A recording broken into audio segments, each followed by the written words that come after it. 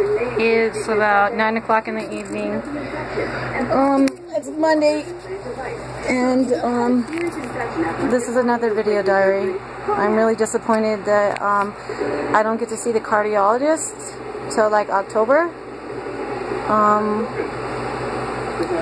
I feel that I'm having a lot of problems with my heart, like dysrhythmias, and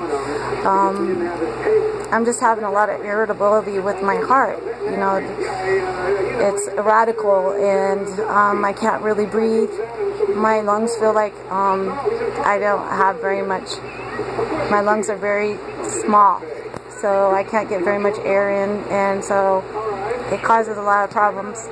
My hands are shaking, and I slept for like 8 hours after 5 days of being in complete, utter pain. I wanted to make this video diary for a reason, and I just don't want to die like all the other people that have had their blood implants taken out. And they said the main reason why they died is because the ER doctor didn't know that they had implants put in. But I know that there's going to be... I had my implants put in 1996, and I started having problems in about 2008 when my contract ended. I was a showgirl in Vegas, and I was on my way out because I started in 1994. So the longevity of being a showgirl is not that long. It's like maybe 3 or 4 years, because most of them go through injuries and you're considered an old timer after like 4 years. But I made it for, you know, a good 10 years. And I really shouldn't have put the implants in. I was asked to, and I had breast reconstruction, and I was in surgery for 13 hours. And they used to call me Frankentits. So I remember when the girls saw my breasts and I had the scars, I didn't even mind, because their faces just dropped. And the doctor really took his time. I was 26, and I said, please, you know, I really wanted to be a showgirl, and that was the problem, is my breasts were too big and I was breastfeeding. And then 6 months after I had my son, I had the reconstruction, and then everything changed.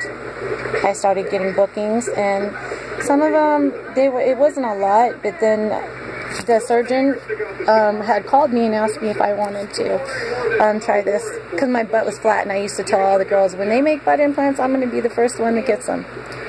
The surgeon called me and asked me if I wanted to do a study, and if I wanted to have some implants put in. And I was really scared, because they said that they put the incision on the tailbone, so that like stuck in my mind. But I didn't find out till after the fact that I woke up like 3 times in surgery, and it was very painful.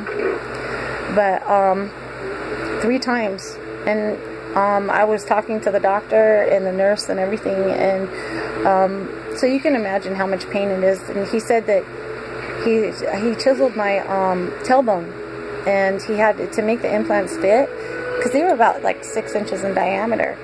I mean, they were pretty big, and now they disintegrated probably down to about 3 or 4 inches, and that's a lot.